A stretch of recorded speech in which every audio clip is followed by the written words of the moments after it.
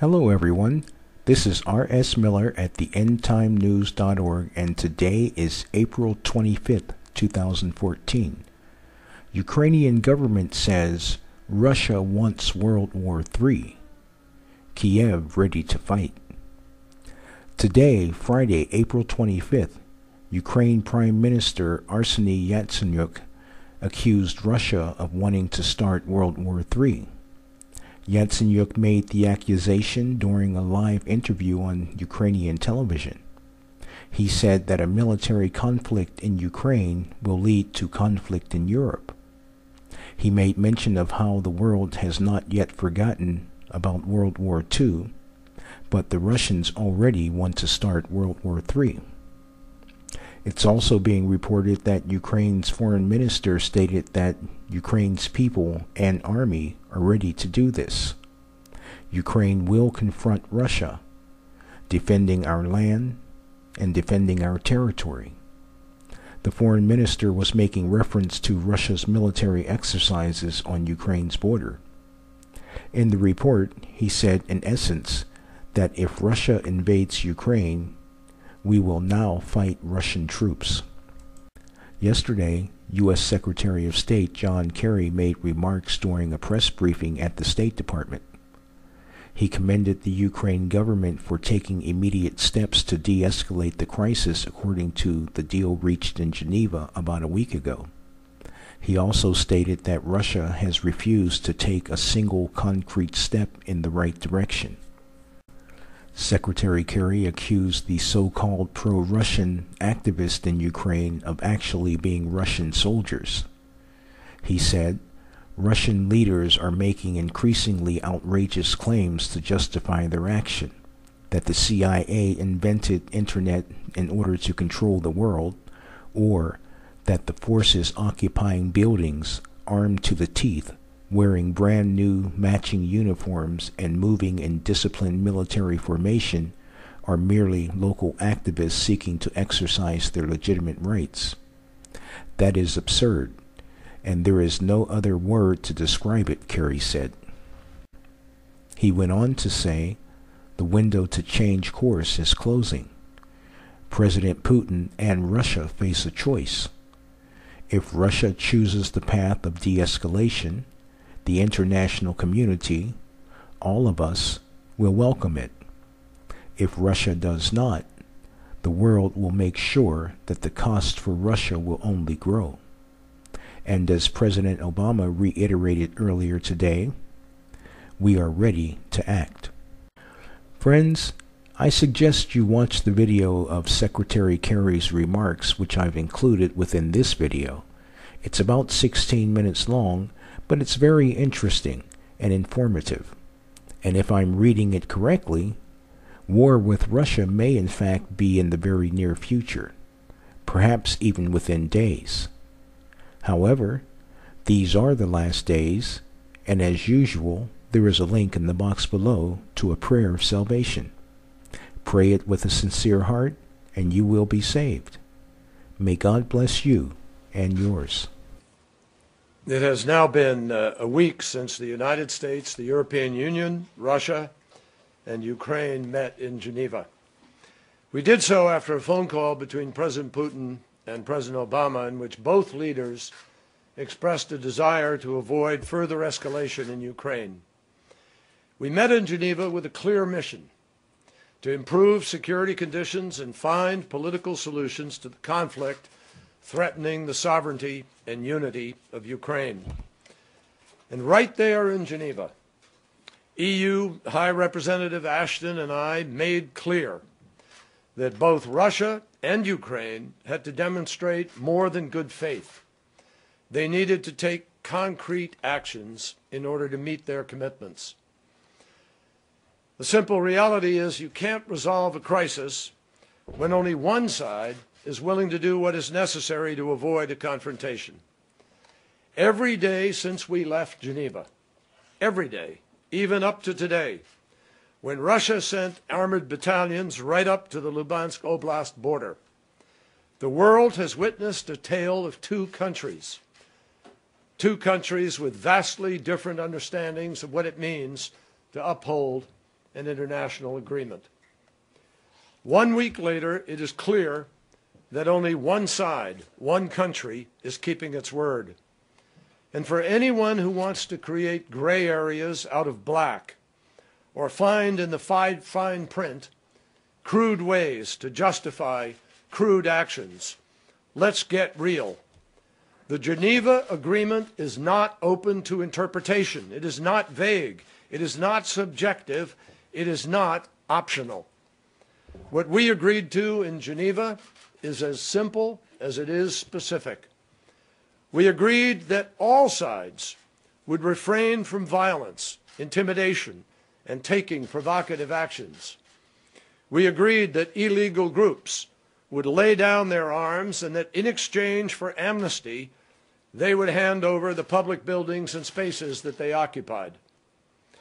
We agreed that to implement these objectives, and this is important, to implement this, monitors from the Organization for Security and Cooperation in Europe would have unfettered access to parts of Ukraine where they were needed most. And we agreed that all parties would work to create that access and to provide help to the OSCE in order to do this. We agreed that the OSCE would report from the ground whether the rights, security, and dignity of Ukrainian citizens was being protected. From day one, the government of Ukraine started making good on its commitments. From day one. From day one, Prime Minister Yatsenyuk has kept his word. He immediately agreed to help vacate buildings. He suspended Ukraine's counterterrorism initiative over Easter, choosing de-escalation despite Ukraine's legitimate fundamental right to defend its own territory and its own people. From day one, the Ukrainian government sent senior officials to work with the OSCE in keeping with the agreement, to send them to work in regions where Russia had voiced its most urgent concerns about the security of Russian speakers and ethnic Russians. And on day one, Prime Minister Yatsenyuk went on live television and committed his government publicly to all of the people of Ukraine that, and these are his words, committed them to undertake comprehensive constitutional reform that will strengthen the powers of the regions. He directly addressed the concerns expressed by the Russians, and he did so on day one. He also made a personal appeal to Russian-speaking Ukrainians, pledging to support, and again, these are his words, a special status to the Russian language and the protection of the language.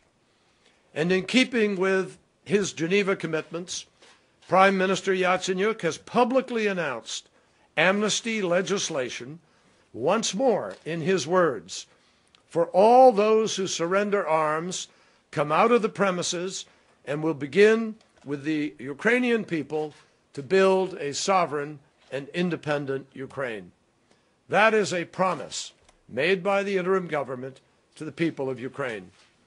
And by complying with actions requested by Russia, like removing the barricades in the Maidan and cleaning up the square, in ensuring that all ongoing demonstrations in Kiev are actually government approved and peaceful, Ukraine is thereby taking tangible, concrete steps to move beyond the division of the last months. That is how a government defines keeping your word. That is leadership that upholds both the spirit and the letter of the Geneva Agreement. The world has rightly judged that Prime Minister Yatsenyuk and the government of Ukraine are working in good faith. And the world, sadly, has rightly judged that Russia has put its faith in distraction, deception, and destabilization. For 7 days, Russia has refused to take a single concrete step in the right direction. Not a single Russian official, not one, has publicly gone on television in Ukraine and called on the separatists to support the Geneva Agreement, to support the stand down, to give up their weapons and get out of the Ukrainian buildings. They have not called on them to engage in that activity. In fact, the propaganda bullhorn that is the state-sponsored Russia Today program has been deployed to promote, actually Russia Today Network has deployed to promote President Putin's fantasy about what is playing out on the ground. They almost spend full time devoted to this effort to propagandize and to distort what is happening or not happening in Ukraine. Instead, in plain sight, Russia continues to fund, coordinate, and fuel a heavily armed separatist movement in Donetsk. Meanwhile, Russian leaders are making increasingly outrageous claims to justify their action, that the CIA invented the internet in order to control the world, or that the forces occupying buildings, armed to the teeth, wearing brand new matching uniforms and moving in disciplined military formation, are merely local activists seeking to exercise their legitimate rights. That is absurd, and there is no other word to describe it. But in the 21st century, where every citizen can broadcast messages, images, and video from the palm of their hand, no amount of propaganda is capable of hiding such actions.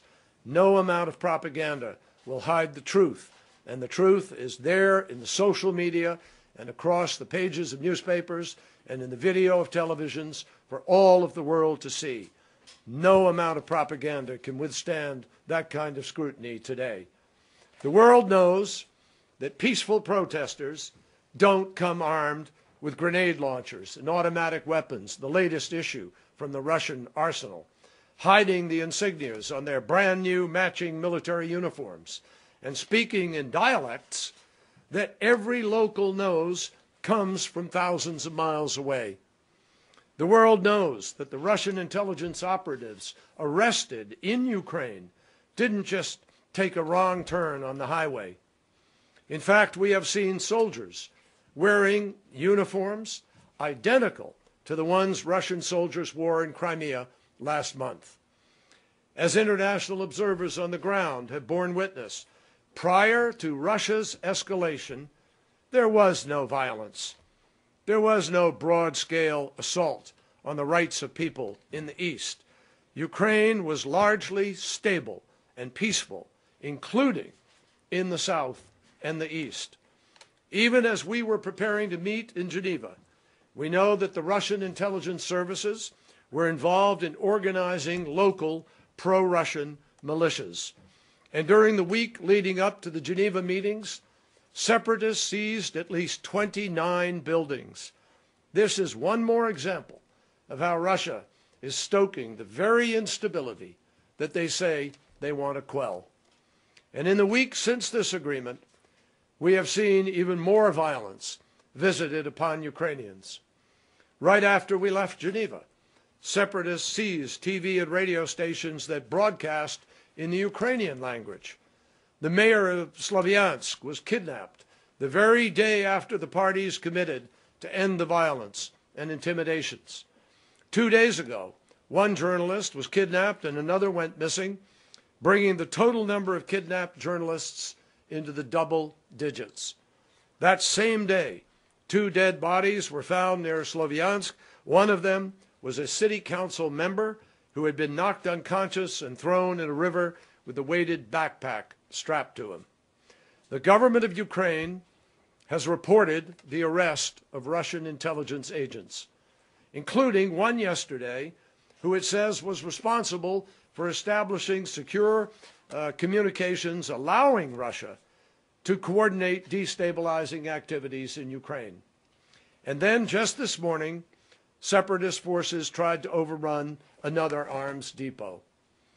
Having failed to postpone Ukraine's elections, having failed to halt a legitimate political process, Russia has instead chosen an illegitimate course of armed violence to try and achieve with the barrel of a gun and the force of a mob what couldn't be achieved any other way. They've tried to create enough chaos in the East to delay or delegitimize the elections, or to force Ukraine to accept a federalism that gives Russia control over its domestic and foreign policies, or even force Ukraine to overreact and create an excuse for military intervention. This is a full-throated effort to actively sabotage the democratic process through gross external intimidation that has brought inside Ukraine, and it is worse even. We have seen this movie before. We saw it most recently in Crimea, where similar subterfuge and sabotage by Russia was followed by a full invasion. An invasion, by the way, for which President Putin recently decorated Russian special forces at the Kremlin. Now Russia claims that all of this is exaggerated or even orchestrated, that Ukrainians can't possibly be calling for a government free of corruption and coercion. Russia is actually mystified to see Ukraine's neighbors and like-minded free people all over the world united with Ukrainians who want to build a better life and choose their leaders for themselves, by themselves. Nobody should doubt Russia's hand in this. As NATO's supreme allied commander in Europe wrote this week, what is happening in eastern Ukraine is a military operation that is well planned and organized, and we assess that it is being carried out at the direction of Russia. Our intelligence community tells me that Russia's intelligence and military intelligence services and special operators are playing an active role in destabilizing eastern Ukraine with personnel, weapons, money, operational planning, and coordination. The Ukrainians have intercepted and publicized command and control conversations from known Russian agents with their separatist clients in Ukraine. Some of the individual special operations personnel who were active on Russia's behalf in Chechnya, Georgia, and Crimea have been photographed in Sloviansk, Donetsk, and Luhansk. Some are even bragging about it by themselves on their Russian social media sites. And we've seen weapons and gear on the separatists that matches those worn and used by Russian special forces. So following today's threatening movement of Russian troops right up to Ukraine's border, let me be clear. If Russia continues in this direction, it will not just be a grave mistake, it will be an expensive mistake. Already, the international response to the choices made by Russia's leaders is taking its toll on Russia's economy. Prime Minister Medvedev has alluded to the cost Russia is already paying. Even President Putin has acknowledged it. As investors' confidence dwindles, some $70 billion in capital has fled the Russian financial system in the first quarter of 2014, more than all of last year.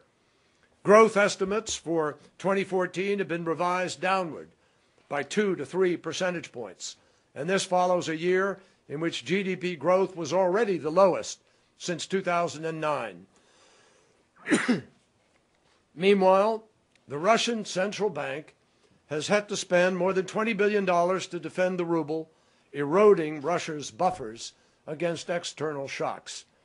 Make no mistake that what I've just described is really just a snapshot, and is also, regrettably, a preview of how the free world will respond if Russia continues to escalate what they had promised to de-escalate. 7 days, 2 opposite responses, and one truth that cannot be ignored.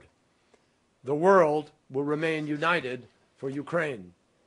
So I will say it again. The window to change course is closing. President Putin and Russia face a choice.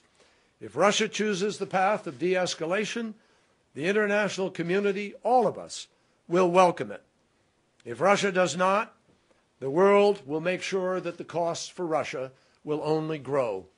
And as President Obama reiterated earlier today, we are ready to act. Secretary, quick question. All right.